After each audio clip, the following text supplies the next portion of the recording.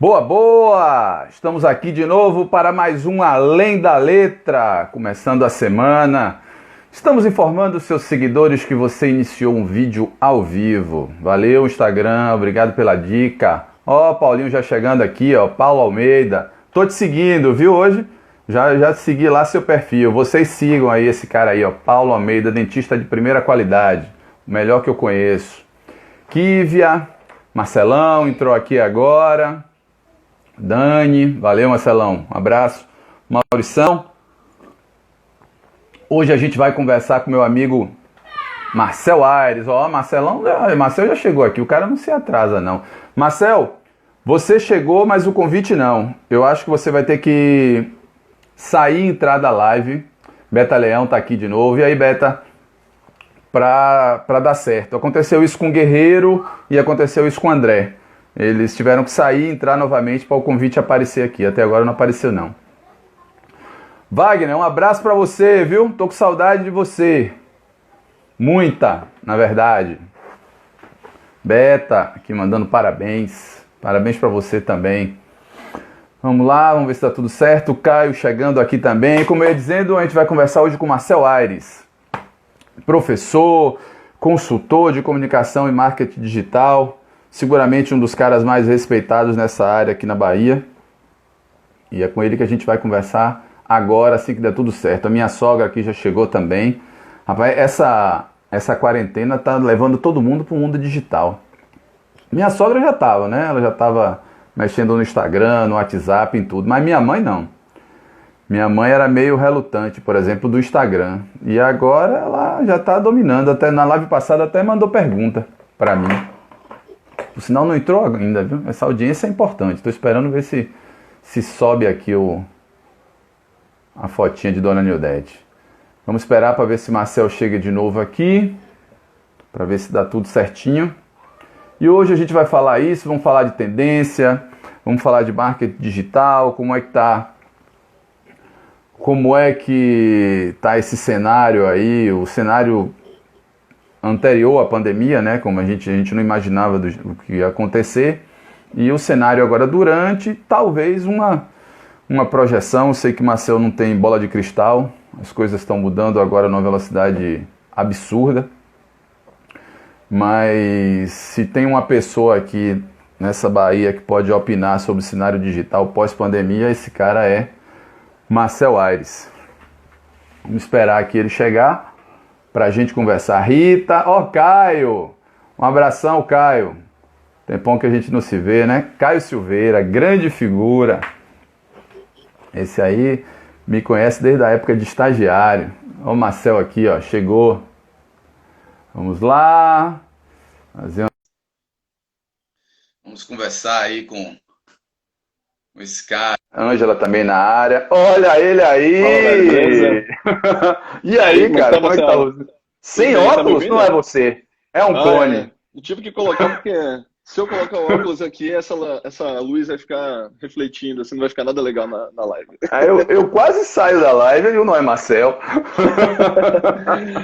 E aí, Marcelo, como é que você tá, cara? E aí, tudo tranquilo? O fone deu certo? Tá ótimo, dando você certo? tá me ouvindo bem? Eu tô ouvindo ótimo. Eu não sei o pessoal aí, porque nas outras lives eu estava escutando perfeitamente. Agora, depois que eu baixei, que eu fiz o download, eu vi que o volume das pessoas estava mais baixo do que o meu. Eu não sei se esse microfone é muito bom, não sei qual é o caso. Entendi. Mas eu tô te ouvindo bem. Eu tô te ouvindo otimamente. Então vamos muito nessa. bom. Pois é, a gente está conversando aqui com o meu amigo Marcel Aires, professor, consultor de comunicação e marketing digital. Como eu já disse, um dos caras que mais respeitados no mercado nessa área, aqui da Bahia e fora.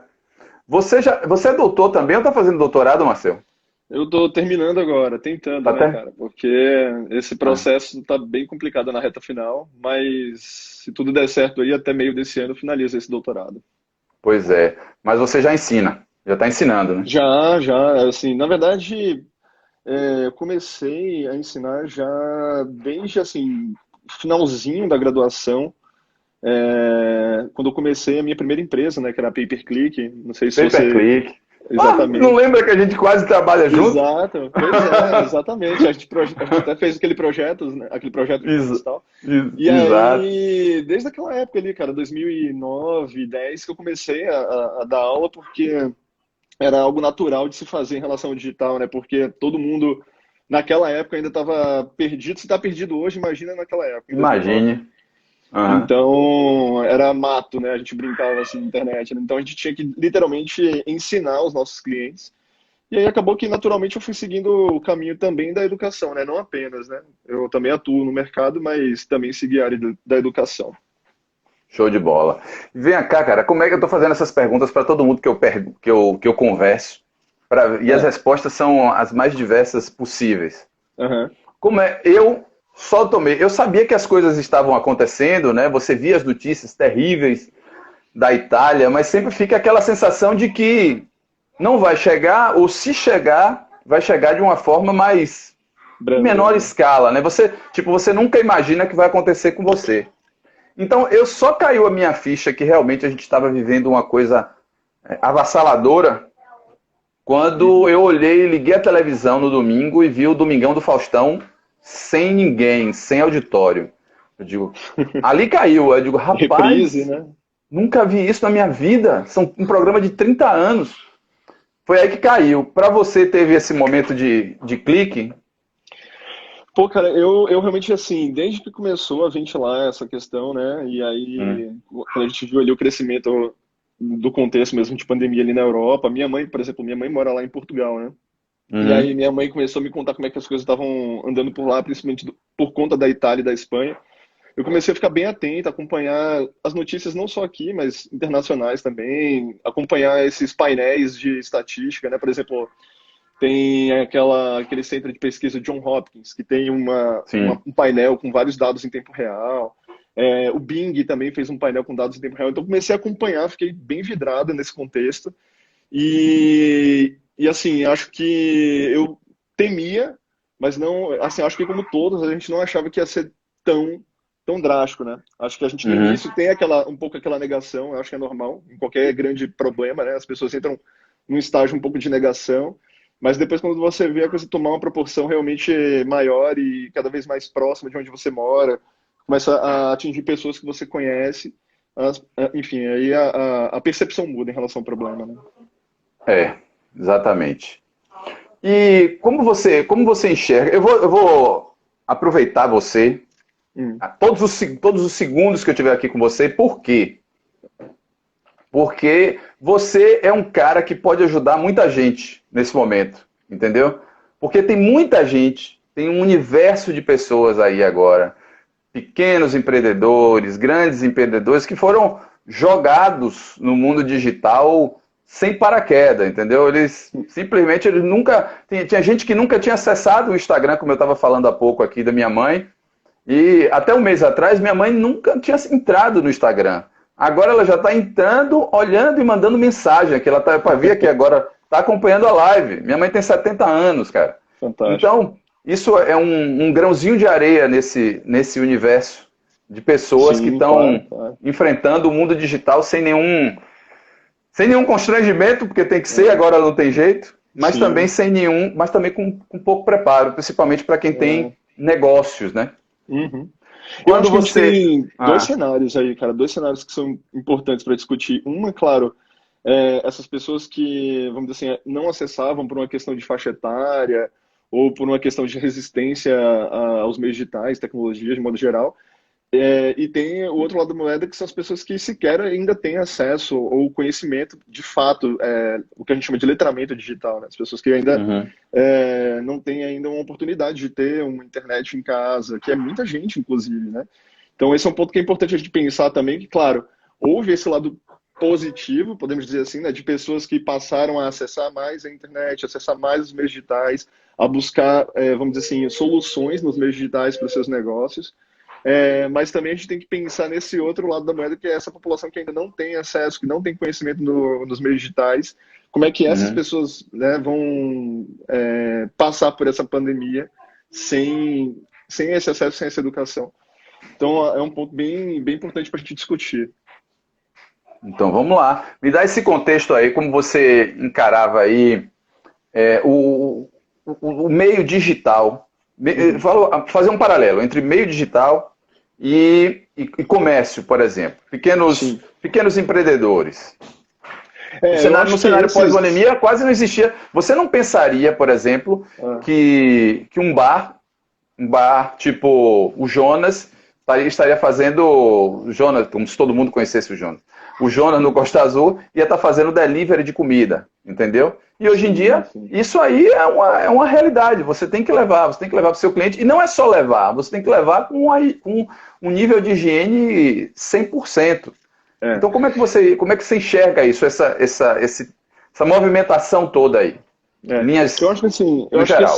eu acho que esse cenário, claro, ele impactou todos, do grandão ao pequeno.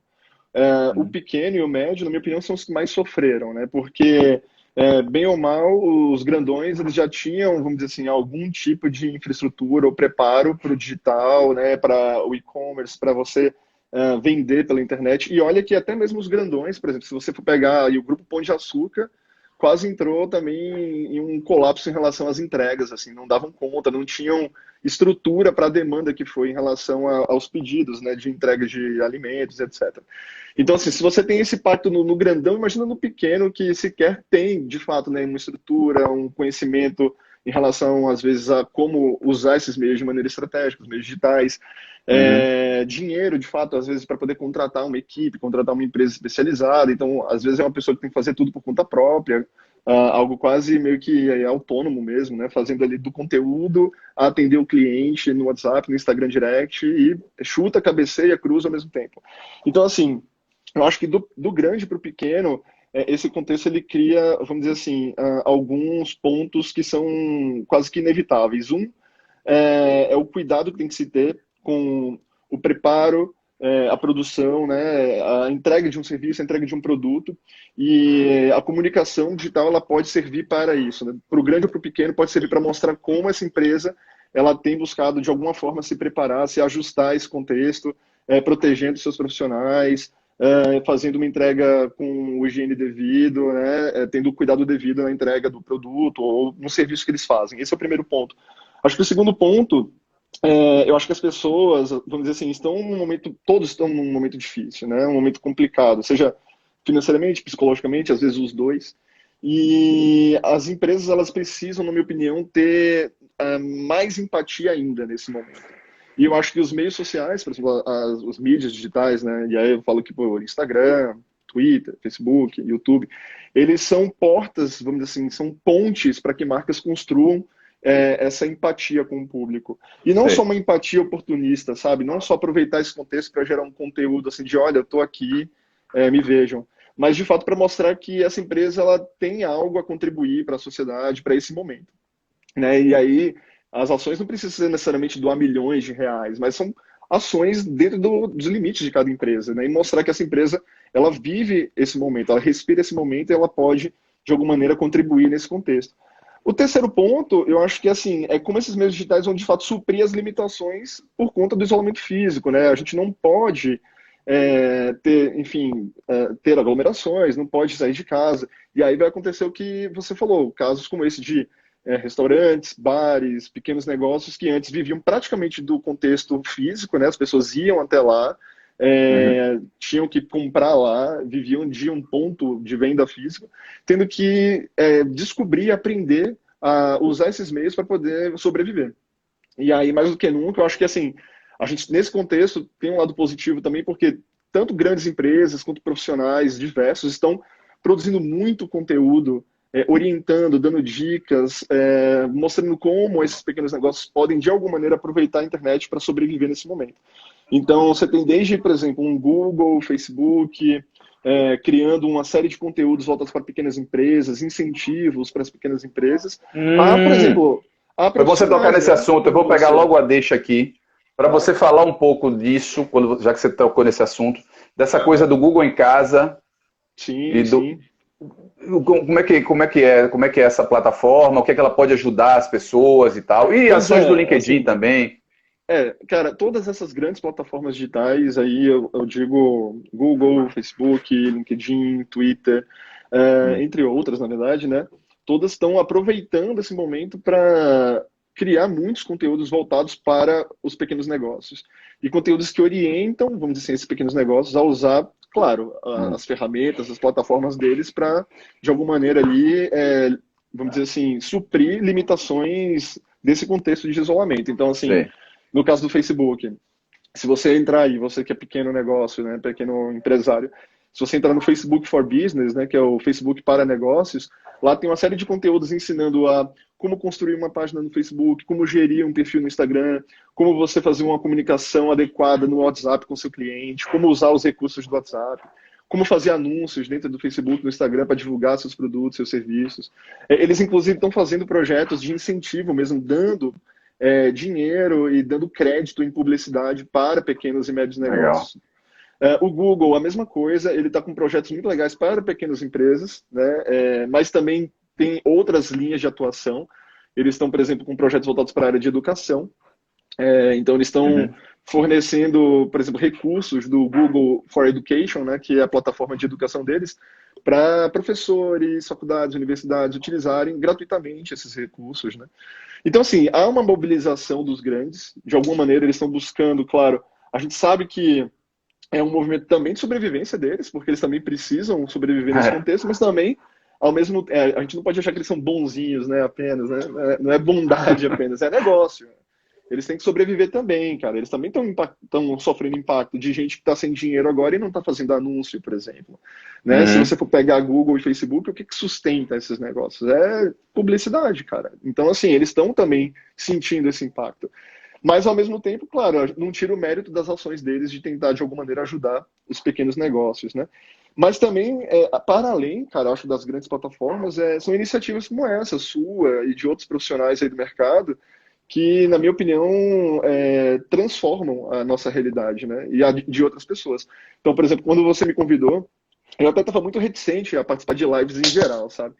E aí você me convidou, assim, cara, claro, pela amizade e principalmente pelo tema, assim, de tentar discutir como, vamos dizer assim, as pessoas podem, de alguma maneira, usufruir dos meios digitais, usufruir de ferramentas digitais e do conhecimento também que a gente adquiriu, né? Você adquiriu, eu adquiri, outras pessoas adquiriram, para tentar todo mundo junto passar por isso, cara, sobreviver mesmo, sabe?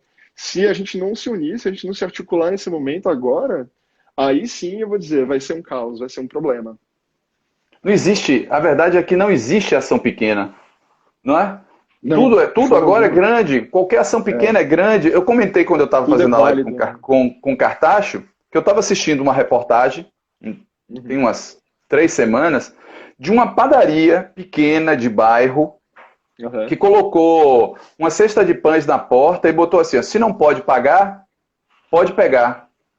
Bicho, era um pão francês, cacetinho. Entrou uma senhorinha, pegou o seu saquinho plástico, colocou 4 pães e estava saindo. A menina da reportagem, a repórter, digo, minha senhora, isso vai fazer diferença para a senhora, esses 4 pães? Aí ela fez, minha filha, isso aqui vai ser a minha refeição hoje, da minha casa. 4 pães. Quer dizer, é isso que eu falo. É uma ação pequena? Não, é uma ação que vai de sobrevivência para aquela mulher. E o que a gente está fazendo aqui é importante.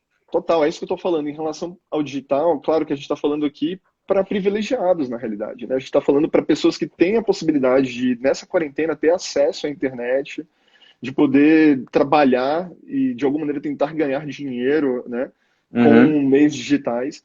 Mas a gente tem que lembrar sempre dessa grande parcela da população do nosso país que é pobre, que não tem a oportunidade de ter acesso a esses meios. E a gente também tem que buscar formas de incluí-los, né, formas de ajudá-los nesse sentido. Partindo do digital, assim, e voltando para esse assunto, né, hoje, recentemente, na verdade, não sei se foi hoje ou foi ontem, o Instagram colocou um sticker, né, que é aquele, quando você vai fazer uma imagem ou coloca um vídeo lá no Story, você pode colocar aqueles adesivinhos, né, e criou um sticker novo que é Apoie o Pequeno Negócio. E você pode, na hora que você vai compartilhar lá um story, você pode marcar arrobas, por exemplo, de perfis de pequenos negócios que você apoia, ajuda. Cara, são pequenas ações como essas que fazem, na minha opinião, a diferença nesse momento, sabe? Por exemplo, eu tenho visto muito isso, assim, de pessoas se conscientizando nesse contexto em relação ao pequeno e o médio, assim, tentar ajudá-los de alguma maneira, contribuir, né, com esses pequenos negócios. E, novamente, o digital, acho que ele vem para ajudar muito, cara, essa galera, porque, vamos dizer assim, já que esses pontos de venda, né, a maioria aí, estão fechados, né, os pontos de venda físico, né, não tem outra alternativa, como você falou, o que sobra é isso aí. Uhum. Então, tem que explorar mesmo e ver o que que dá para fazer de maneira mais adequada, mais estratégica nesses meios. Quero explorar agora o professor Marcel, num ponto que você tocou aí agora sobre o acesso ao meio digital. Uma coisa que me Legal. incomodou ontem. Eu estava Ah, vendo a propaganda do Enem, dizendo que o Enem vai ser nossa, mantido você e viu a tal, paródia? que tem que continuar estudando. E na mesma hora que eu vi a propaganda, eu pensei isso que você está dizendo. Eu digo, bicho, eu estou aqui em casa, minha filha está tendo aula online, né? Ela consegue ter a aula dela em casa, no computador, mas estava chovendo muito aqui ontem. Na hora que a propaganda estava passando, eu estava pensando, bicho, numa hora dessa, tenha um aluno, um cara que vai fazer o Enem, que está na sua casa, na beira de um barranco, com a chuva caindo. Esse cara está preocupado, esse cara vai conseguir estudar para Enem da mesma forma que minha filha estudaria? Não vai, não vai. É, eu acho que E o assim, Enem vai ser mantido, cara. Eu achei um absurdo, não sei, queria a sua estão, opinião sobre isso. estão discutindo, né? Estão discutindo aí, vamos dizer assim, em várias esferas lá, enfim, da Câmara e tal, estão discutindo a possibilidade de cancelamento. Tem algumas propostas já tramitando, né? Nesse sentido. Mas, assim, é de uma falta de sensibilidade em relação, vamos dizer assim, à própria população do país, sabe? Você continuar com o Enem. Porque, novamente, se você for pegar quem tem acesso de fato à internet no Brasil, né, eu não lembro agora de cabeça estatísticas, cara, mas eu lembro que era em torno de 60 e poucos por cento, 70% da população brasileira tinha acesso à internet. Ok, mas que acesso é esse? Entendeu? Por exemplo, às vezes é uma pessoa que tem um pré-pago que consegue acessar ali no celular um WhatsApp, um É, Facebook, exato, sabe? em redes É sociais. um, é um celular simples, às vezes que não tem tanta memória. É um computador em casa que divide com duas, três, quatro pessoas. Como é que ele vai parar e estudar porque tem outras pessoas para dividir aquela máquina? Isso quando tem um computador, entendeu? Então, Isso. assim, a gente vive de fato um descompasso em relação, na minha opinião, né? As políticas públicas em geral do país, em relação ao próprio país, assim.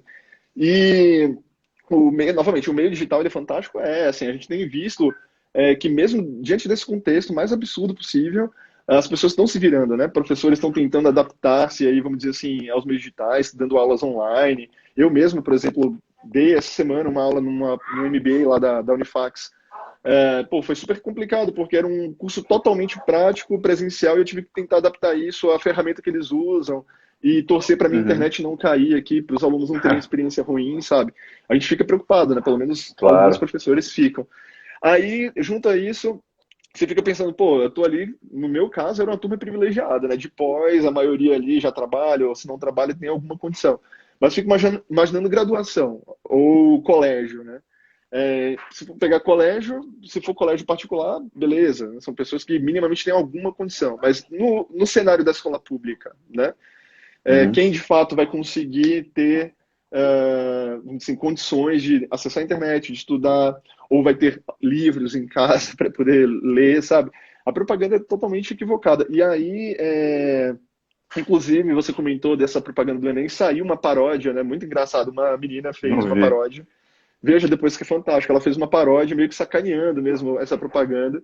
Não vi, não. Porque ela, assim, não faz nenhum sentido nesse contexto, né? Essa que é a questão. É, Eu nenhum, tava nenhum. até, eu tava até falando, Marcelo, com um conhecido meu, e aí, assim, a gente tava tentando elencar o que as marcas precisam ter, assim, marcas em geral. Tô dizendo marca que Uhum. pode ser Coca-Cola, marca pode ser o presidente enquanto marca, né? O que marcas precisam ter consciência nesse contexto, cara? Novamente, é empatia, né? É flexibilidade, e por empatia você entender o seu público, entender a condição do seu público, né? Flexibilidade é tentar ajustar as coisas, né? Tipo, não dá para você mais agir como se tudo fosse normal, né? Tanto que tá na modinha esse termo aí do novo normal, né? A nova Uhum. normalidade, que é justamente Uhum. discutir isso. A gente está num contexto completamente diferente, cara, totalmente novo para todo mundo. Então, você não pode querer fazer as mesmas coisas como você fazia antes, né? Você vai ter que mudar. Assim como o consumidor vai ter que procurar uma alternativa, né, a marca lá, o governo, vai ter que buscar uma alternativa nesse contexto. E aí, voltando a esse assunto do Enem, porra, cara, pra mim, assim, não é nem um descompasso, eu diria, acho que é um desrespeito, né, até Eu acho que é um com... desrespeito. É. Mas vamos torcer para que tenham consciência e brequem isso aí. Como é que você está lidando com o home office? Cara, eu particularmente já estava há um tempo nessa pegada, né? Porque, por exemplo, eu comecei minha carreira com agência, eu tive a Pay-Per-Click, foi minha primeira agência, aí depois eu tive uma startup lá em São Paulo, ali entre 2013 e 14. Em seguida, eu fui para a Com, né? Fui dirigir a Com, que era a agência digital lá da Engenho Novo, fiquei lá Uhum, até 2018. E aí, em 2018, quando eu já estava ali já entrando na minha reta final do doutorado, eu já estava assim um pouco saturado do formato de agência, do estilo de vida de agência, eu queria um outro estilo de vida para mim. E aí foi quando surgiu a ideia de montar a Hackel, que é a consultoria que eu sou sócio, né? E a uhum, Hackel, a gente, quando começou a estruturar essa consultoria, a gente já começou a pensar ela num modelo completamente remoto, assim, sabe? De não ter um espaço físico, de, por exemplo, eu vou ter uma reunião com o cliente, beleza, a gente pega uma sala, aluga uma sala específica, faz num café, faz num lugar remoto, vai até o cliente. Em relação à estrutura, pensar numa estrutura enxuta, por exemplo, lá na consultoria, somos três sócios, né? E cada um, claro, com seu conhecimento, sei. vamos dizer assim, sua habilidade. Só que o que a gente começou a pensar? Cara, é muito difícil em Salvador, principalmente na área do digital, você achar gente boa e disponível, né? Então, às Aham, vezes você quer um cara muito bom de mídia, um cara muito bom de BI, não tem, e quando tem, esse cara já está numa grande agência, às vezes ganhando uma grana, ou esse cara está saturado, não quer mais trabalhar em agência, mas você, enquanto consultoria, pelo menos no meu caso, como consultoria pequena, eu não vou ter grana para contratar um cara desse. Então a gente aham, começou desde então a construir um modelo de trabalho que a gente chama de rede mesmo, rede de profissionais. A gente foi montando uma rede de empresas, profissionais autônomos do mercado que já estavam cansados da agência. Começou a construir essa rede e trabalhar com essa galera no modelo de projeto, tudo home office. Então, assim, eu pego um cliente lá que é do interior da Bahia, uma faculdade que a gente tem aqui, né, que a gente dá uma consultoria. Beleza, eu tenho uma menina que está lá em São Paulo, que faz a mídia deles. Tem eu e a Carol aqui, vamos dizer assim, em Salvador, né, que a gente faz esse contato com o cliente, faz a parte mais uhum, estratégica. Quando precisa de algo de programação, tem um programador aqui local que entra pontualmente para fazer alguns trabalhos. Então a gente vai meio que acoplando, tipo Lego mesmo, né? Vai acoplando a galera, uhum, projeto a projeto, cada um na sua casa. Eu já tive gente, por exemplo, trabalhando com a gente e a pessoa estava fora do Brasil. E funciona muito bem. A gente faz aqui nossas reuniões, né, via Hangouts, via, enfim, Zoom, qualquer aplicativo desse. Tem as ferramentas de gestão, né, Trello, entre outras, onde a gente acompanha toda a atividade. Requer uma disciplina maior. Assim, foi difícil no início para mim, né, a adaptação ao home office, porque pô, eu olhava para o lado, era minha cachorrinha, às vezes minha esposa também, ela trabalha metade home office, uhum, metade ela é franqueada, né, da Boticária, e ela fica metade do tempo aqui, trabalhando de casa, metade ela vai para a loja, que é no interior da Bahia. Então você, pô, olha para sua esposa, você quer, né, enfim, dar um uhum. beijo, e aí você olha o cachorrinho, você quer brincar, e você fica muito distraído, cara. E é difícil você criar essa disciplina. Não vou dizer que sou perfeito, não. Direto Aham. eu me saboto. Mas, assim, tem sido uma experiência, para mim, já há mais tempo do que É. a própria pandemia. Então, na verdade, não mudou muita coisa na minha vida, né? Só mudou o fato que Hum. agora que eu não estou saindo de casa. E aí isso pegou um pouco, não vou mentir, pegou bastante, na real. É um paradigma novo, né? Trabalhista, educacional, relacional. Porque quando você Total. vê, não é só botar o cara, você vai todo mundo trabalhar home office. Não é Ah, não assim, é né? bem Por exemplo, assim, não é no bem caso das assim. lideranças, elas têm que como é que vai motivar essa equipe? Como é que vai É, segurar essa equipe, agrupar, fazer render, tomar decisão? Eu estava conversando por com o Cartacho, exemplo, foi uma é, operação, né? Para você é mais fácil, que você já estava. Com um amigo meu, Vinícius Couto, também que é de internet. Vinícius, agora o mundo todo está trabalhando como eu. Ele já trabalhava assim há muito tempo. é isso. Mas para as outras pessoas que estavam fora disso, é uma complicação. Eu estou vendo aqui Não, com de uma fato. videoaula simples com meu filho, a Tractana, que não é. Não, de fato, assim, para quem já não tinha algum costume em trabalhar remoto, em usar esses programas de gestão de atividade, programas de videoconferência, Está sendo meio que assim um parto, né? As pessoas estão passando por um processo quase traumático.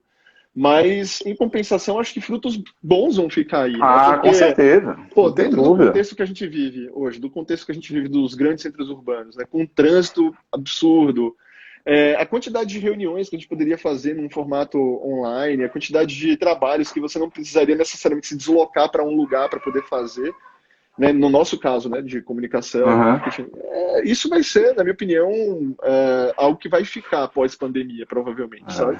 Nós saltamos Essa, várias etapas com isso aí. a gente, exatamente. Aí tem que ver como, claro, é difícil de prever exatamente o que vai ser Uhum. depois, até porque a gente não sabe nem quando vai ser esse depois, de É, fato, né? exato. Mas, Deixa eu- assim, um ponto que eu acho que vai ficar, com certeza, vai ser, assim, vai aumentar com certeza esse volume de trabalho remoto. Isso é um fato. Deixa eu ver agora aqui se tem, quais são as perguntas que chegaram aqui. Vamos Manda. lá. Rapaz, deixa eu tentar ir pro início aqui, peraí. Ó, Meu Deus do céu, tem a gente aqui nessa live, viu, cara? põe traumático nisso. Eu Manda, vi falando. esse comentário. Deixa eu ver aqui. Tadadã, tan, tan, tan. Ó, Daniela Cerqueira botou aqui, ó, sem óculos não é ele. Não, se eu colocar vai ficar esquisito, cara. Porque, ó, se liga, se eu colocar, ó, vai ficar essa luz na cara aqui, não vai ser legal. É melhor assim mesmo. Ai, ai, ai. Deixa eu ver, eu não tô conseguindo pegar aqui não tô conseguindo pegar as perguntas, cara. Ah, não tem problema não. Segue o papo aí. Manda outra pergunta É, aí que você tem. segue o papo. Tá todo mundo engateando aqui no. Tô mandando mensagem pra mim mesmo aqui. Tem umas aqui, ó, pelo menos 50% não tem acesso. Daniela Cerqueira. Vamos Ah, lá, ela vamos seguir o tava falando sobre papo. acesso, né? Entendi. Se aparecer alguma pergunta na hora aqui, Show. Vamos lá. aí a gente se fala. Mas vamos lá. Ai, vamos lá. Eu queria saber de você, tem uma frase que eu fiz essa mesma pergunta para André Fraga, que Uhum. foi secretário de Sustentabilidade e Inovação de Neto, da Prefeitura de Salvador, né? Que a gente fez uma live com Uhum. ele na semana passada. E o Yuval Harari é um israelense, acho que você conhece, um escritor. Sim, sim. É. E ele escreveu: quanto maior a potência da ciência, maior é a impotência da razão. À primeira vista, é uma frase. E ela já incomoda de todo jeito, mas parece que a ciência está se contrapondo, né? Mas aí ele explicou É. que tinha a ver com o uso de como isso é feito, né? De como a tecnologia é usada, de como a ciência é usada. Ele disse: o cara, quando pesquisou a bomba atômica, ele queria usar aquela tecnologia para fins não militares. Mas Uhum. chega a um ponto que a ciência toma uma proporção, ganha muito poder, e aí a razão fica impotente frente ao mau uso do ser humano. Então, é tipo, a culpa não é da ciência, a culpa é do ser humano que usa mal. Onde é que eu quero chegar com isso? Eu queria falar com você de inteligência artificial, porque a gente sabe que isso é uma realidade cada vez mais presente no dia a dia de todo mundo, sabe que a China está investindo muito, os Estados Unidos, e nesse cenário pós-pandemia, tudo pode acontecer, mas ela com certeza vai permanecer e vai avançar vários passos. Uhum. E eu queria saber de você a sua opinião, como é que a gente anda nesse setor de inteligência artificial aqui no Brasil, se há investimento, se não há, se há pesquisa, se não há, como é que estão essa questão de verbas, como Tá, é que a gente eu está? acho, eu acho que um ponto legal para discutir em relação à inteligência artificial ou tecnologia de maneira mais abrangente a gente sempre tem em mente que não existe neutralidade na tecnologia, né? A tecnologia, ela é um fruto social, ela é um construto social. São pessoas que fazem um algoritmo, são pessoas que fazem um robô, que fazem uma interface de mídia social. E as pessoas transferem, claro, para essas máquinas, transferem para esses códigos preconceitos, percepções de vida, visões de vida, leituras, né, que elas têm experiências que elas têm das suas vidas. Então, assim, nesse aspecto, assim, primeiro discutindo mais filosoficamente, depois entrando no mercado, né? Eu Tá. acho que tem um ponto que a gente tem que ter mais criticidade nesse momento em relação às tecnologias de modo geral, e não só a inteligência artificial, é assim de tentar criar, de fato, recursos e tecnologias que não perpetuem esse tipo de, vamos dizer assim, de problema, né? Essas mazelas sociais do próprio humano. Vou te dar um exemplo. Ferramentas, por exemplo, de reconhecimento facial criadas em alguns países Uhum. que não conseguiam, por exemplo, detectar rostos com pele negra ou pele morena, por exemplo, sabe?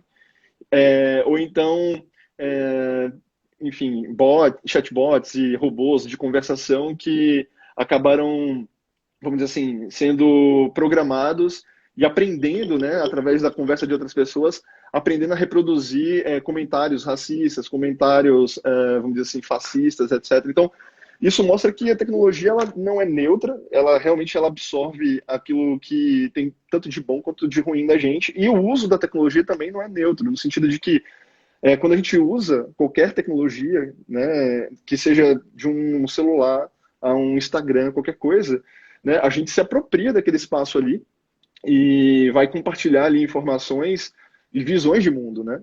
Então você vai ver a quantidade de coisas que a gente vê hoje em dia, né, de opiniões às vezes que são chocantes, né, percepções de mundo que são chocantes, porque as pessoas estão ali usando Uhum. da visibilidade desse espaço, desses meios, para compartilhar o que elas pensam, o que elas acham, etc.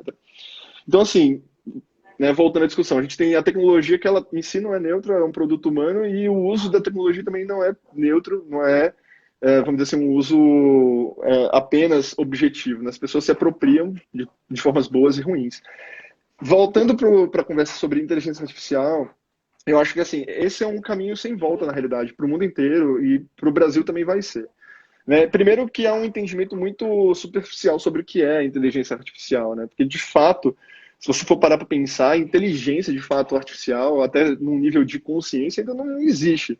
Existem, enfim, máquinas que conseguem, claro, um grau de associação e de conexão e acesso a centenas de bases que geram, claro, do tipo alguns insights, geram alguns, Uhum. vamos dizer assim, fazem algumas coisas de maneira autônoma, né? E nesse aspecto, o que eu enxergo realmente como uma tendência muito forte, pelo menos para os próximos anos, assim, é o investimento das empresas em robôs de conversação Uhum. e assistentes de Ah, voz, assistentes bom virtuais, você né? falar isso.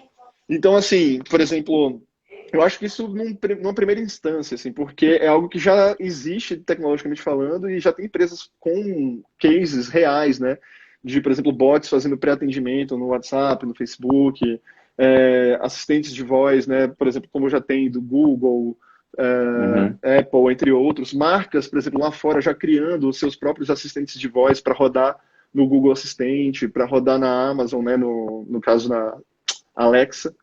Então, eu acho que essas duas vertentes envolvendo a inteligência artificial, no sentido de algoritmos capazes de resolver problemas, capazes de gerar algum tipo de solução de problema, com base numa leitura de uma quantidade absurda de dados, isso a gente tem visto, algumas empresas, inclusive agora, recentes, né, usando, vamos dizer assim, programas de inteligência artificial para ler vários diagnósticos de Covid e tentar achar padrões em relação a forma de contágio, formas de possível cura, né? Achar algum tipo de cura específico. Então você tem essa vertente da inteligência artificial utilizando, vamos dizer assim, códigos para extrair, analisar, processar um volume gigante de dados, e a outra vertente envolvendo os assistentes de voz, né, os chatbots para venda, atendimento, para pesquisa, relacionamento também, ou seja, a gente não vê só chatbots hoje em dia para venda, né? Tem gente já Uhum. aí construindo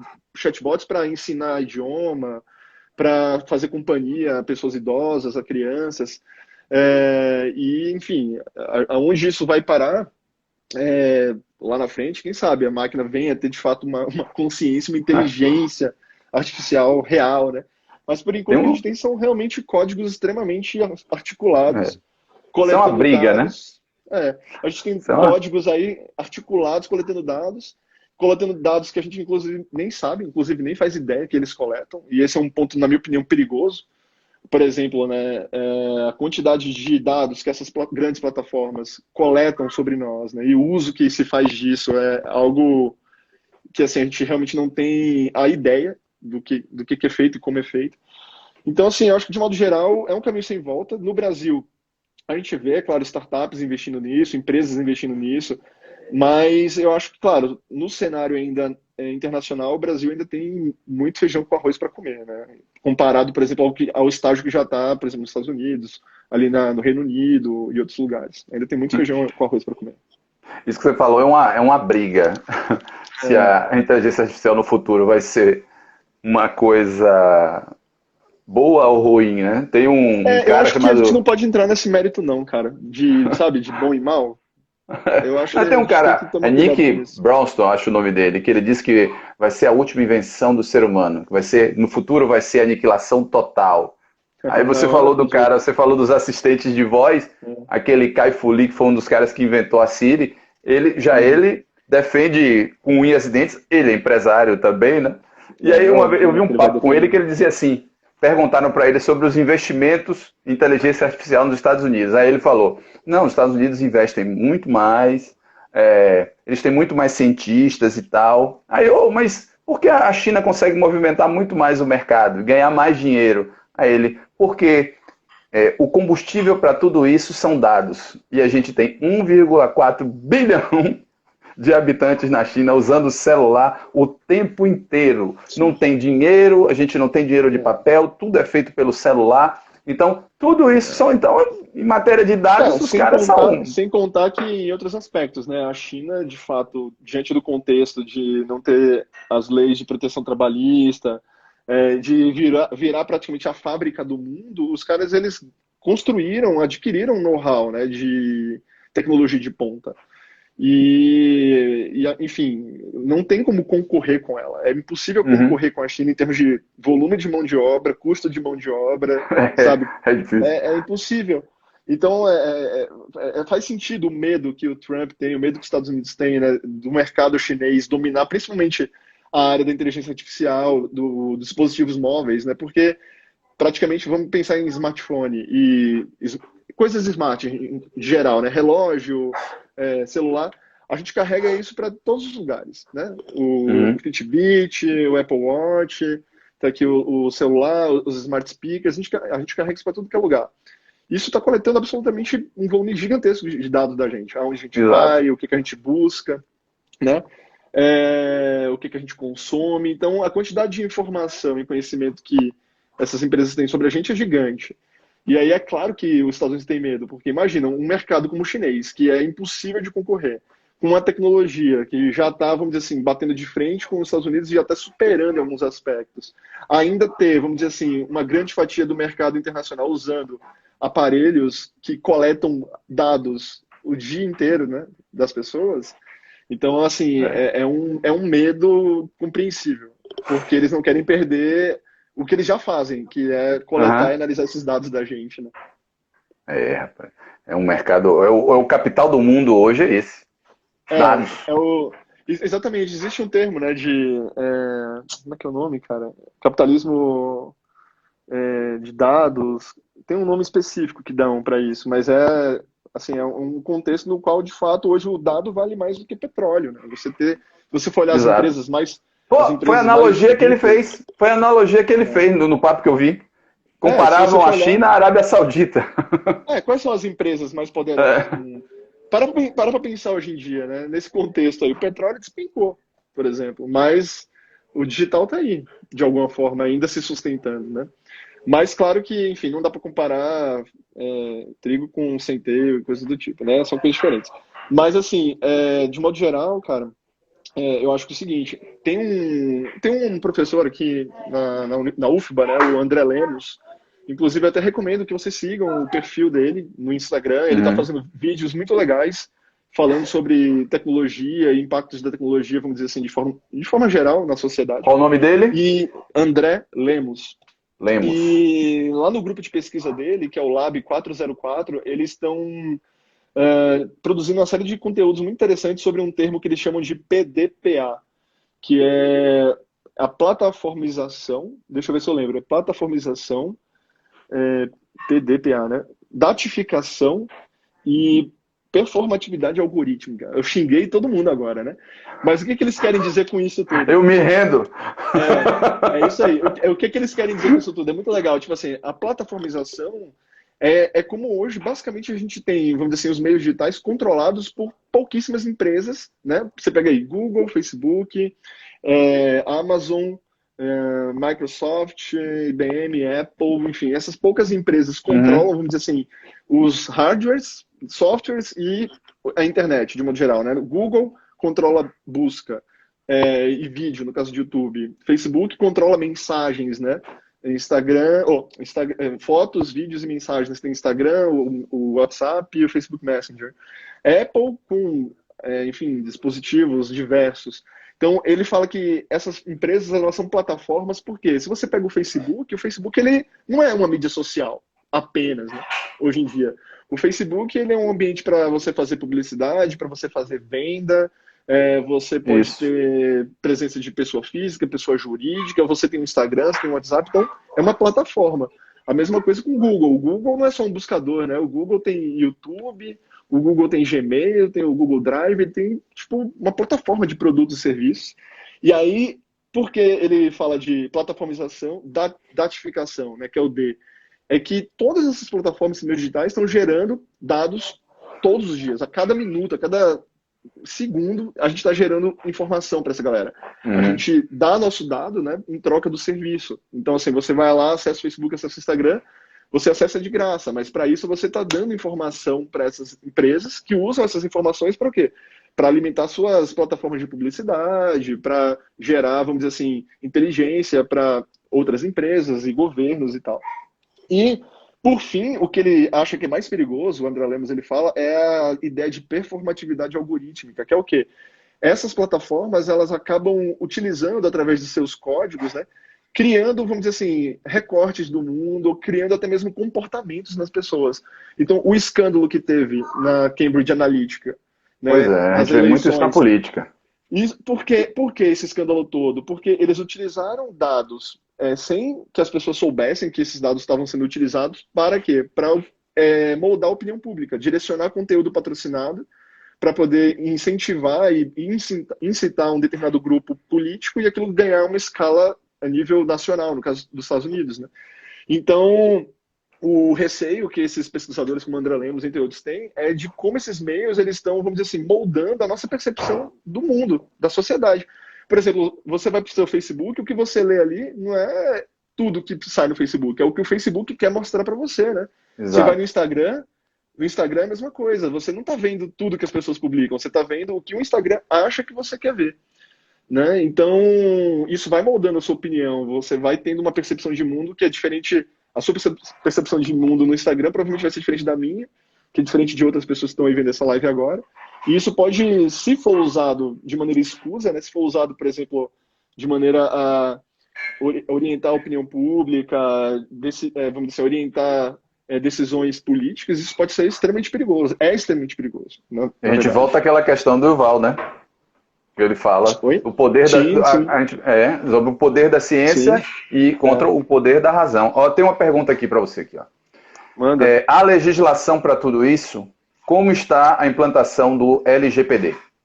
Pois é, a Lei Geral de Proteção de Dados ela ia sair esse ano, foi adiada por conta desse contexto todo para 2021. Mas, assim, ela é inspirada, na verdade, em outras regulamentações. Por exemplo, na Europa, já na década de 90, já existia uma regulamentação em relação à coleta e uso de dados. Isso foi evoluindo por lá. Nos Estados Unidos, você vê, né, que é basicamente assim, a meca do digital lá, né, com o Vale do Silício. Só recentemente também foi começado assim, se começou a discutir, a se implementar de fato leis mais um pouco mais restritivas em relação ao que as empresas podem ou não fazer.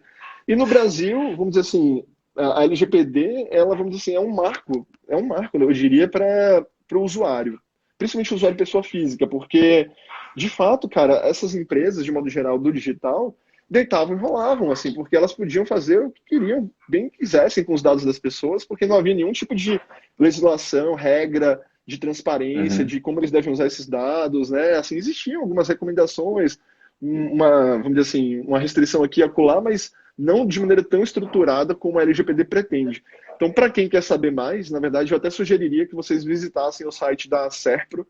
A Serpro tem um site, eles criaram uma página só sobre a LGPD, explicando tudo que vai ter na LGPD, o que as empresas precisam fazer em relação à transparência, né? No caso, dizer para o usuário quais dados estão coletando, dá a possibilidade do usuário de ter esses dados de volta, dá a possibilidade do usuário dizer que não quer que ela colete esses dados. Então, isso vai realmente, na minha opinião, impactar positivamente. Assim, na minha opinião, vai ser positivo, mas eu acho que eu ousaria dizer que a maioria das empresas, e não falo só as grandes, tá? Empresas grandes, médias, pequenas, acho que eu diria aí seus 70% ou até mais não está preparada assim, para isso. implantação. Assim, para implantação. Não está nem um pouco preparado.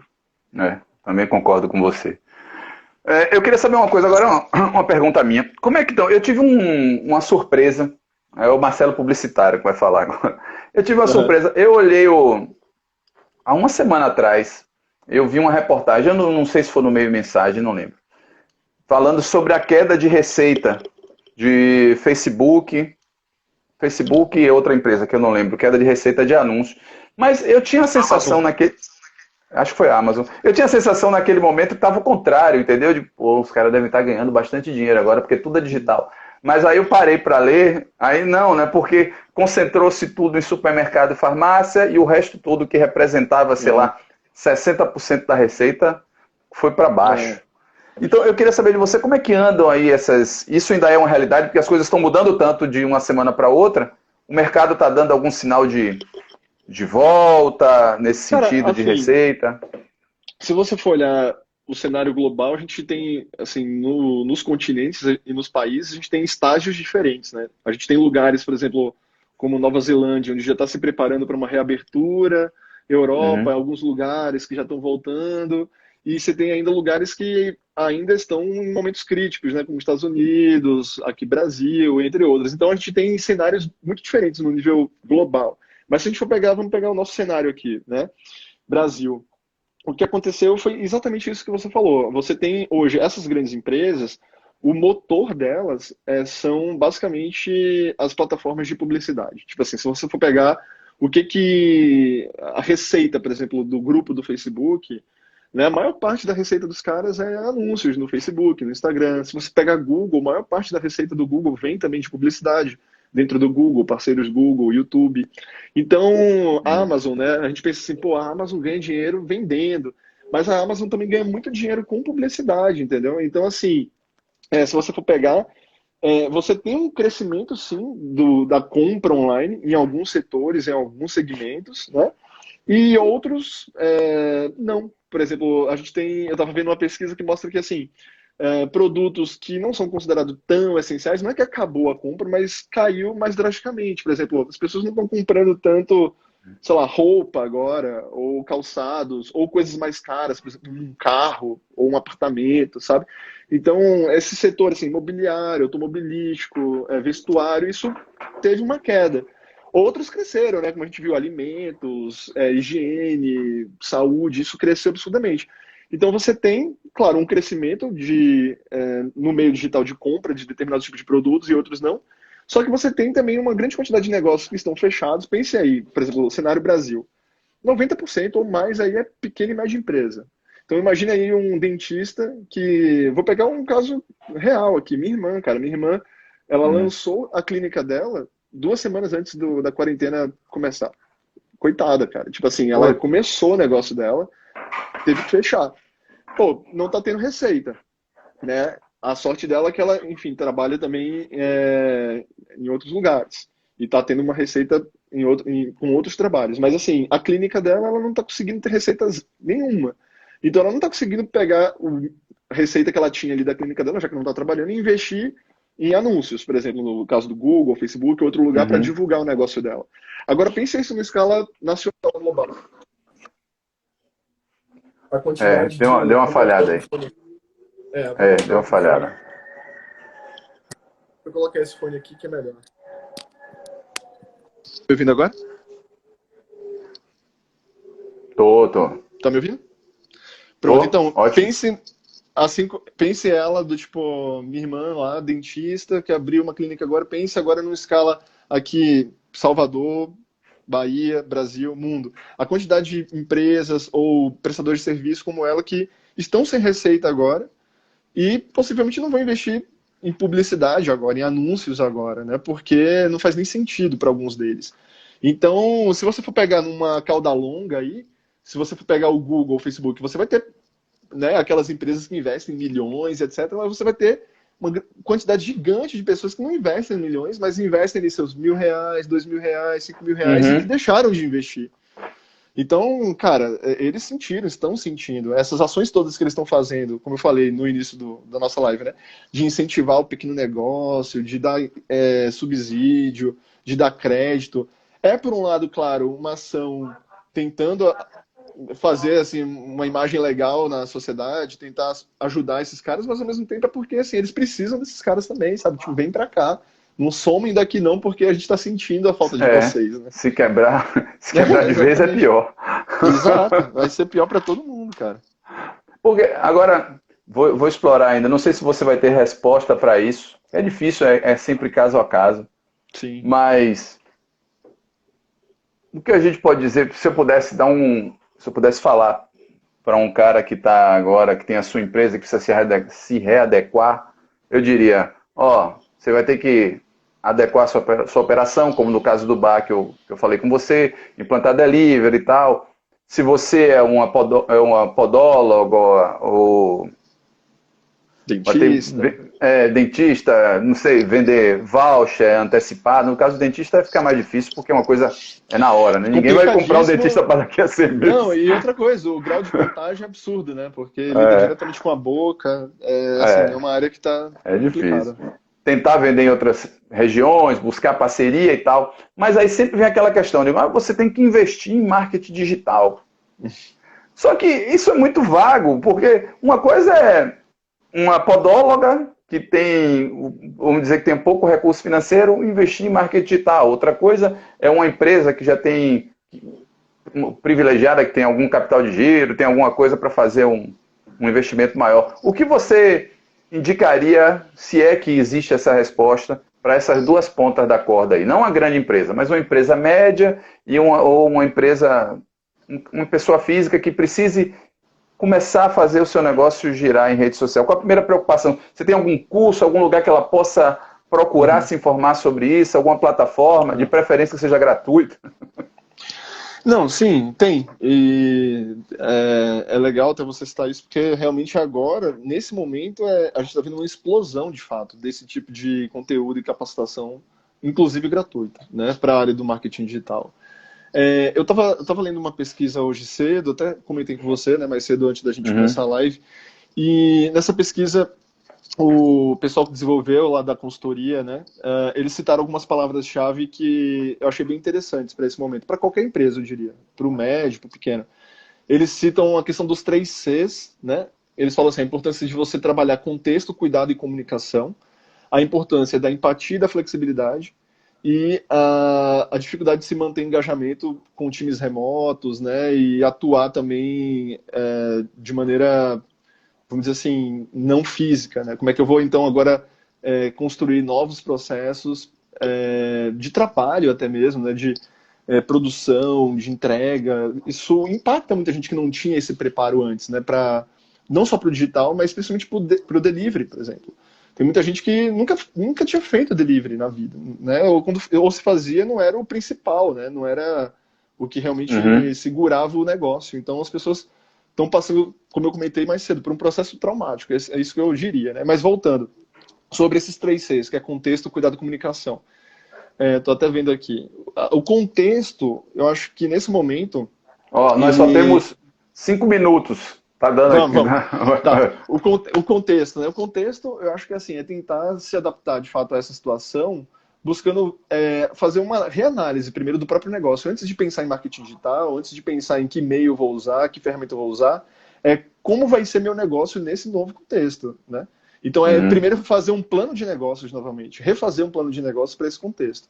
Tendo em mente o cuidado e a comunicação. O cuidado com a segurança dos seus Ih, me enganei, Marcelo. profissionais. Só tem 20 segundos. Já apareceu Ixi, aqui. cara.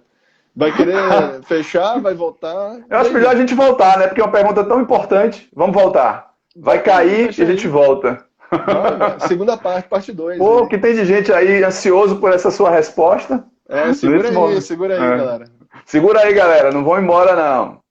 Então vamos lá, você 5, fecha aí. 4, 3, 2. E aí, velho? Pronto, retornamos. É a E a parte galera 2 tá da live. voltando também, viu? Vamos retornar para aquela. Pronto, Vai começar de pronto. novo a resposta? Então, beleza, você tinha perguntado o seguinte, né? Em relação a esse contexto agora, como é que esses pequenos e médios É. podem utilizar o meio digital e se capacitar para Uhum. poder Isso, é. sobreviver, né? Essa é a Existe questão que a gente plataforma para isso e existe tal. plataforma e tal. Então, primeiro eu estava explicando que eu estava lendo essa pesquisa e aí essa galera dessa consultoria falou desses 3 Cs. Então, acho que assim, antes de pensar em se capacitar, antes de pensar em que plataforma eu vou usar, que mídia eu vou investir, é repensar o próprio negócio nesse contexto. Começa por aí, começa por pensar, beleza, o contexto é esse, né? Ou seja, as pessoas estão de quarentena, isolamento físico, eu preciso buscar meios de fazer meu trabalho o mais remoto possível com a equipe, eu tenho que cuidar da segurança dos meus funcionários, eu tenho que ter meios de comunicação com o meu cliente, eu tenho que ter alguma maneira de entregar aquele produto ou serviço, então eu tenho que repensar o negócio para o contexto, é o primeiro passo. O Uhum. segundo passo, que é o segundo C, que eles colocam lá na pesquisa deles, que é o cuidado, e a comunicação, é mostrar, né, através do tipo da comunicação dessa empresa e em qualquer meio, o quanto ela está se preocupando com o cliente, mas também com o próprio funcionário, né? Ou seja, com regras e formas rigorosas de higiene, mostrando como ela está É. se preparando para poder vencer esse contexto. Então, acho que feito isso, acho que feita essa reflexão, aí entra nas outras duas palavras-chave que eles colocaram na pesquisa deles lá, Uhum. o nome da, deixa eu ver aqui, é Trace Lock, né, o nome da consultoria. Uhum. E aí eles falam sobre empatia e flexibilidade. Primeiro, não dá para a gente atuar da mesma forma como atuava antes. Então você vai precisar flexibilizar alguma coisa nessa relação com o cliente e vice-versa, né? O cliente também vai ter que Claro. entender, o cliente também tem que entender É. as São duas novas limitações. realidades, dos dois É, lados, né? mas você, enquanto empresa, tem a obrigação de comunicar isso, né? Uhum. Comunicar as suas limitações e o que você pode flexibilizar e ajudar o cliente de alguma maneira. E a empatia, para isso, precisa conhecer profundamente seu público, né? E, por fim, a questão de como engajar, né, o público e a própria equipe remotamente. Você estava comentando quanto é difícil isso, né? Você Uhum. trabalhar remoto, você unir o time remoto, isso poucos têm essa habilidade. Então, diante desse contexto todo, existem sim, cara, formas das pessoas se capacitarem, buscarem, vamos dizer assim, usar o digital a seu favor. Por exemplo, como eu falei, o Google, ele tem eu até abri alguns links aqui, posso falar alguns que eu já deixei até aberto. O Google, por exemplo, ele tem uma página específica, né, que é voltada, por exemplo, para treinamentos e cursos nos produtos deles. Então, se vocês Uhum. entrarem, tem Skill Shop, na verdade, né? Por exemplo, Anota lá aí, no galera.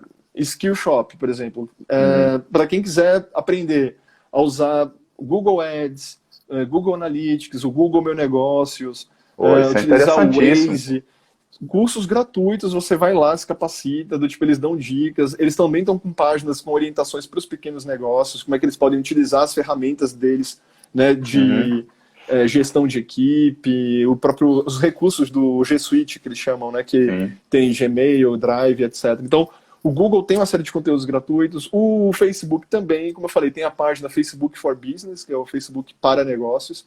Lá, além de cursos gratuitos, né, de como mexer, por exemplo, no Instagram, no WhatsApp, para vender, eles têm também, como eu falei, alguns incentivos, né, para os pequenos negócios. Eles estão dando crédito, estão dando dinheiro até para alguns negócios poderem Uhum. investir em sua presença ali no Instagram, no WhatsApp, Facebook Messenger.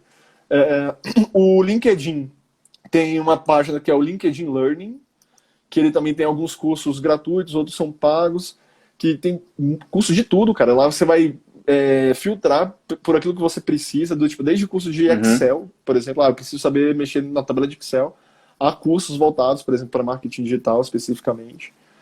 Fora isso, você tem milhares de outras plataformas aí, Udemy, Udacity, entre outras, que também, algumas delas estão dando cursos gratuitos também, né? Alguns professores que eu conheço, pessoas maravilhosas da área, por exemplo, um colega meu, conhecido meu, né, o Júnior Siri, que ele é especialista na área de métricas para mídias sociais, a parte de mensuração de resultados em mídia social. Ele pegou um curso dele completo do Udemy e colocou de graça lá, para todo mundo. Então eu tô vendo muito esse movimento, de professores, de criadores de conteúdo, de profissionais compartilhando de fato o conteúdo. Alguns, claro, monetizando, ganhando dinheiro, porque tem que sobreviver também, mas alguns também dando alguns conteúdos de graça para ajudar as pessoas. Por exemplo, eu tomei um curso semana passada de roteiro, foram 50 minutos de aula, de graça, cara. Pois é. Com o Fábio Pochá e do Vivier, de graça, 50 minutos. Né? Não, tem várias faculdades. O Itaú aí, que me mandou. Tem várias faculdades, por exemplo, inclusive de fora, Harvard, né, fazendo cursos gratuitos. Aqui, por exemplo, no Brasil, tem conteúdos da USP, outras faculdades também colocando conteúdos gratuitos. Aqui, a UFBA, a Facom, Faculdade de Comunicação, também está com um projeto muito legal, que é o Facom em Casa, gerando conteúdo gratuito para a comunidade acadêmica. Então tem muita coisa legal. Eu até vou dar uma dica aqui, fazendo até um momento de jabá. Na verdade, eu retornei há muito tempo. Eu já tive blog, né, desde, sei lá, 2003, 2004. Eu já escrevi sobre música, escrevi sobre cultura pop. E depois, quando eu enveredei para a área do digital, eu tive um blog voltado para digital, um blog pessoal. E depois abandonei, como muita gente abandonou. Não tive fôlego, né, de continuar. Só que agora, nesse momento de reclusão, assim, tô realmente mais em casa, eu retomei meu blog pessoal, né? Meu nome, marcelaires.com.br, e eu tô voltando a escrever sobre comunicação e marketing digital lá, e tá sendo uma experiência muito legal. E tá sendo uma experiência muito legal lá, porque assim, eu tô tentando equilibrar lá não só conteúdos de mercado, mas também tô trazendo algumas reflexões mais acadêmicas, entendeu? E aí, lá no blog, eu fiz um post recente, até tem, acho, uns 3 ou 4 posts anteriores, só com links de cursos gratuitos para marketing digital. Para quem quiser aprender. Repete o endereço aí, repete o endereço do blog. marcelaires.com.br. Deixa eu colocar aqui no... Show de bola. Aqui. Show de bola. E aí, tem uma pergunta aqui, ó. Dê uma olhada lá, que tem vários links. Ok, manda abraço. E quem aposta na publicidade programática com o aumento na audiência dos sites de notícia? Tá, eu acho que... Quem aposta? Não entendi a pergunta. E quem aposta na publicidade programática? Interrogação. Com o aumento na audiência dos sites de notícia. Sim, entendi a pergunta. Bom, faz sentido a pergunta, né? Por exemplo, eu vi algumas pesquisas mostrando o quão cresceu nesses últimos tempos, vamos dizer assim, o volume de busca de informações e notícias de modo geral, aqui no mundo inteiro e no Brasil também. Então, pessoas procurando acessar mais o YouTube para ver canais de notícia, né? BBC, CNN, etc. Vendo mais TV aberta, as pessoas retornando, né, para a TV aberta para ver os jornais e, enfim, Globo, SBT, Record, para ver os conteúdos desses canais. E também, claro, os portais de notícia locais, até para entender contexto local, né? E aí, vai ter lockdown, não vai ter lockdown, tal. Então, assim, eu acho que houve, de fato, um crescimento de consumo de sites de notícia no mundo inteiro. E é uma oportunidade, sim, para quem investe em programática, vamos dizer assim, atingir o seu público-alvo nesses espaços, porque, primeiro, pela própria capacidade de alta segmentação da mídia programática, né, de você atingir pessoas com base em comportamentos, em perfis, e não necessariamente com base em um local específico. O segundo, como eu falei, a possibilidade de você aproveitar um contexto no qual as pessoas estão visitando mais esses canais, naturalmente, estão buscando mais informação, então a probabilidade de você ser visto aumenta. Mas aí vem aquela discussão anterior que a gente falou. Se, nesse contexto, quem de fato vai ter grana, vai ter fôlego, vai conseguir investir nessas mídias. Não é toda empresa, não é todo empresário que nesse momento vai conseguir ou vai ter como investir, né? Aqueles que conseguirem, de alguma maneira, se digitalizar ou sobreviver de uma maneira mais remota, ok. Mas aqueles que não vão, nesse momento, vão segurar assim, esses investimentos. E aí acaba impactando para todos, no final das contas, né? Entendi. Vem cá, você falou que voltou a escrever no seu blog. Nessa quarentena você... Eu, por exemplo, eu tenho virado um psicopata da escrita. Eu não paro. Eu tô indo dormir, cara, 3h30 da manhã, 4 horas da manhã, escrevendo, para preencher. Cara, além do blog, tem mais coisa que você voltou a fazer? Olha, Com essa algumas, na quarentena? realidade. Já sabe onde eu quero chegar, né? Eu sei onde você quer chegar. Você quer chegar aqui atrás. Você quer chegar aqui atrás, né? Pô, bicho, ó, assim, eu tenho vários hobbies, na verdade, assim, que alguns eu tô tentando retomar, outros eu gostaria de retomar. A primeira coisa, na realidade, que essa quarentena pra mim foi um impacto absurdo, foi que, como eu falei, eu tava na reta final da tese. E foi difícil, pelo menos no primeiro mês, eu tentar arranjar tranquilidade para continuar com a tese. Agora, nesse último mês, eu comecei a arranjar novamente, assim, forças mesmo para retomar e terminar ela, né? Então, por enquanto, eu tô bem focado nisso, tentar terminar essa tese. Mas fora isso, assim, eu gosto muito de ler e eu leio bastante. Eu voltei a ler principalmente ficção, porque eu estava muito nos textos acadêmicos, né? E aí comecei a ler coisas. Sabe aqueles livros que você queria sempre ler assim, na sua vida e, tipo, e você prometia assim, eu vou ler e nunca lia? Por exemplo, eu li recentemente Neuromancer, que era um livro que eu queria ler há muito tempo. E aí eu voltei a ler e li esse livro. Aí agora vou reler, por exemplo, 1984, que eu estava super afim de ler. Pega esse Eu aqui, tenho esse ó. livro. Eu tenho esse Muito livro, cara. bom. Eu tenho esse Muito livro aqui, bom. na minha estante. Depois eu pego aqui pra você. É bom muito demais. Bom É bom demais. demais. Não, Leminski é o cara. E aí eu comecei a reler ficção, ler também romance, assim, que era coisa que tinha tempo que eu não lia. Outra coisa foi a música, né? Pô, eu toco guitarra, violão, mas eu tava, tipo, totalmente parado, cara. Sabe aquela coisa que você pegava uma vez no mês, depois passava, sei lá, 2, 3, 4 meses. Inclusive, eu tenho uns amigos, né? Eu tenho uma amiga minha que é médica, e, pô, é mó legal, cara. Ela mora num apartamento que tem uma garage band. Já viu como é que é? Tem tipo um Já? palco. Cara, é fantástico. Tem um palco Meu lá cunhado tem um que é assim. Cara, eu fiquei achando o máximo aqui. Eu falei, pô, se eu tivesse uma garage band aqui no meu prédio, eu acho que eu Imagine isso quando a gente tinha 18 anos. nossa, ia ser muito bom. Aí eu tô voltando a tentar, assim, exercitar, né? Tem uns aplicativos muito legais para quem quer aprender música, né? Tem o Fender Play, que é da Fender. Tem o Musician, que também dá aulas para quem quer aprender baixo. Porque, assim, eu toco guitarra e violão, mas eu nunca toquei baixo. Aí eu comprei um baixo, tipo, tem 1 ano. E aí eu tô nesses aplicativos lá tentando aprender a tocar baixo, assim, mas tá difícil. Tá ligado aí a guitarra? Rapaz, tá aqui. Você quer ouvir o som mesmo, né? Dá um riff qualquer aí, pô. Só pra escutar, pra ver se o som sai aqui. Essa aqui, inclusive, tem história, viu, cara? Essa Cadê? guitarra Deixa eu aqui... ver. Levanta aí, não tá dando pra ver, não. Deixa eu ver. Bonita, viu? É uma Crafter, né? Crafter. Essa guitarra, na realidade, foi meu padrinho. Ele era médico e ele também tocava guitarra, ele adorava tocar guitarra. E aí, quando eu era menino, ele assim, ele teve câncer, né? Faleceu de câncer. E aí, nos últimos anos dele, assim, eu me aproximei muito dele, principalmente por conta da música. E assim, tudo que eu aprendi, o básico que eu aprendi assim de guitarra foi com ele, né? E aí eu me mudei de cidade, tá? Eu morava lá em São Paulo, depois voltei aqui para Salvador. E aí anos depois eu descobri que ele tinha falecido e ele deixou essa guitarra, tipo, para mim. Tipo, essa guitarra foi dele, sacou? Então ela tem, tipo, realmente uma história, assim. É aquela coisa que, assim, eu posso vender qualquer coisa na vida, menos essa guitarra, sabe?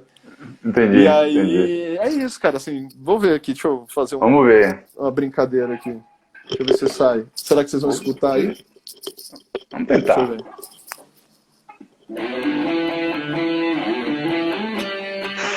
Pô.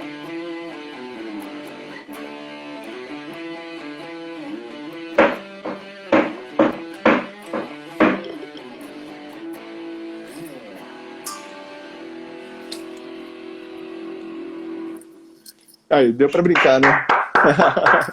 Bom, muito bom. O bom e velho Peter Frampton. Você lembra dessa? Claro, Gaucher. Break all the rules, né? Não existe como não lembrar. Vem cá, eu te falei. Tem uma pergunta aqui. Ó. Marcel, você assiste Westworld? Sim, eu não vi ainda a 3ª temporada, então nada de spoilers, mas eu Nath adoro. Prota. Adoro essa série, muito boa. Fantástica, fantástica. Eu assisti de ficção recentemente. Eu tava tentando assistir uma chamada Upload na Amazon Prime, mas eu achei muito ruim. Tipo, assim, a proposta é maravilhosa, o cara, tipo, tá no futuro, né? O cara morre e aí conseguem transferir a mente dele para um mundo, tipo, virtual e tal. Uhum. Só que aí a história é uma comédia bem bobinha, assim, não curti muito a série. E eu tava relendo, na realidade, Akira, que é um mangá Uhum. clássico, né, japonês, que Sim. também, inclusive, a história se passa em 2020 e lá, tipo assim, também meio que o mundo quase que acabou, assim. Eu falei, porra, Ave Maria. que coisa horrorosa. Mas é maravilhosa, eu adoro. Tem um anime muito bom também do Akira na Netflix, para quem quiser assistir. Massa. Vem cá, eu te falei que a gente está encerrando as lives com poesia Poesia, né? das pessoas que eu converso, de meus amigos. Pode ser Aham. sua, pode ser de outra pessoa, Eu você que sabe. escolhi, Uma eu escolhi, linha, um verso inteiro, até que sabe. Você que manda. eu escolhi. Na verdade, a minha sócia da Raquel, não Hum. sei se você conhece a Ana Carolina Monteiro, Carol Monteiro, não sei se você lembra agora. Carol, A Carol, Carol Carol, Carol. é uma Eu acho. baixinha, cabelo Ah, Carol, preto, pô. Claro que sabe quem lembro, é? claro, claro. Foi Carol, da Engenho Carol, também. isso, é da Engenho. Claro. Carol é minha Trabalhou sócia lá junto. Carol é minha Aham. sócia lá na Raquel, né, na consultoria. Aí eu ia trazer uma minha, mas aí eu falei, cara, eu vou ler uma poesia de Carol, porque ela tem um perfil no Instagram, né, que é bem legal, é o AC Monteiro 18, né, Ana Uhum. Carolina, né, AC Monteiro 18.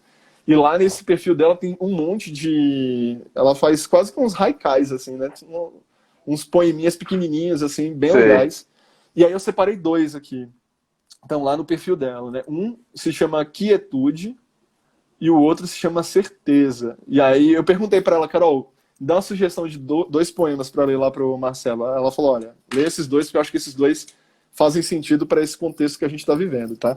Aí Uhum. o Quietude é assim, tá aqui, né? Mundo silencia, ouço-me e sinto-te em braços vazios. Sou tua casa, fica em mim. E isso me lembra muito, né, essa questão de que a gente está vivendo, assim, né, de quase que uma visita ao nosso interior nesse momento, né. Uhum. É muito legal, eu gostei muito desse Quietude. E tem outro dela, que é o Certeza, que na realidade é o que menos a gente tem agora, né, sobre tudo, no final das contas. E aí o Certeza fala assim, ó, isso e aquilo, e nada disso. Tudo é início, agora sem fim. Planos brincam de se esconder do tempo, até o imprevisível nos rasgar. Oh, Pesado, cara. esse é forte. Planos brincam de se esconder do tempo, até o imprevisível nos rasgar. E aí é a pandemia, né, cara? A gente planeja, planeja, planeja, mas a gente não tem como ter certeza de nada no final das contas, né? É a força inexorável do imprevisível. A força inexorável do imprevisível, exatamente. Não. Leiam as poesias de Carol, gente. AC Monteiro 18, tá? AC Monteiro 18, anotem aí. Anotem Bom, aí. eu separei um aqui que vai por essa linha também, porque eu acho que a gente está vivendo esse momento agora, se fala tanto em resiliência, né? Não, primeiro eu quero te agradecer muito, muito por estar aqui hoje. Eu acho que eu tenho fé que a gente ajudou. Se no meio de todas essas pessoas que passaram aqui, a gente tiver ajudado uma pessoa a Ah, já foi clarear a muito. mente assim nesse período, ou para passar uma hora mais legal, já está valendo, que acho que a intenção é essa. Não existe mais ação simples nesse momento. O que existe agora é ação. Tem que fazer e pronto. Então eu quero te agradecer demais por estar aqui comigo hoje. O nome da poesia que eu vou falar para você é Acreditar. E eu acho que tem a ver com essa realidade que a gente está vivendo hoje, não é? De seguir em frente, né? Então vamos lá. O nome dela é Acreditar. Nunca é tarde para acreditar. Nunca é tarde para o positivo. Nunca é tarde para sonhar. Nunca é tarde para entender que o primeiro passo é pensar. Mas para acontecer, a gente precisa continuar. sorte existe, acaso também. Às vezes tudo procede sem depender de nada nem ninguém.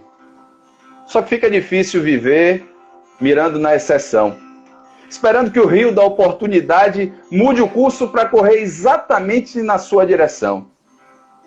A chama de querer existe para aquecer a decisão de arriscar.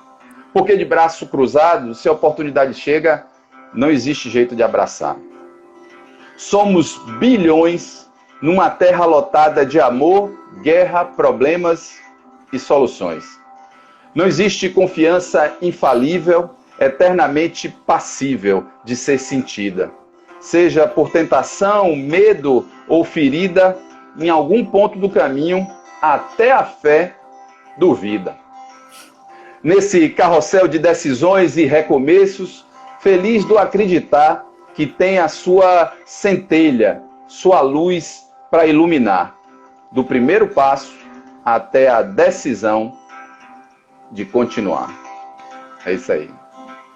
Maravilha, cara. Parabéns aí pela escolha, inclusive. Muito lindo. Valeu, obrigadão. Obrigado a quem seguiu a gente aí na live. E até a próxima. Amanhã eu vou falar com Renato Guedeville, especialista em finanças, que assim como o Marcel, eu acho que tem muito para acrescentar e para abrir o horizonte aí de quem está nessa crise procurando por onde vai, por onde sair. Tá ok? Beijo. Valeu, Marcel. Obrigadão. Tchau, meu velho. Valeu. Se cuidem. Valeu, você também. Tchau, tchau. Jogue duro na guitarra.